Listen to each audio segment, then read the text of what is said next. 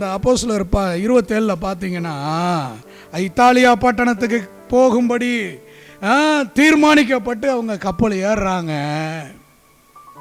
கப்பல் போயிட்டே இருக்கு. ஆனால் அவங்க போய் எங்கே இறங்குனாங்கன்னா, மெலித்தா தீவில் இறங்குறாங்க.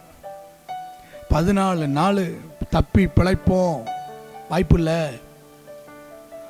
பொருள் சேதம், கப்பல் உடையும், உடஞ்சிச்சு அங்கே எழுதப்பட்டிருக்கு.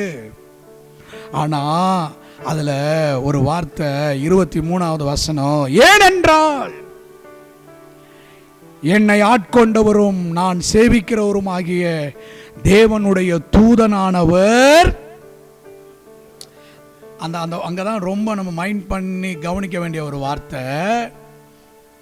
அங்க என்ன எழுதியிருக்குங்க, இந்த ராத்திரியிலே அந்த கொந்தளிக்கிற கப்பல் பிரயாணத்திற்கு நடுவிலே பவுலோடு கூட கர்த்தர் இருந்தார். ஹல்லேலூயா.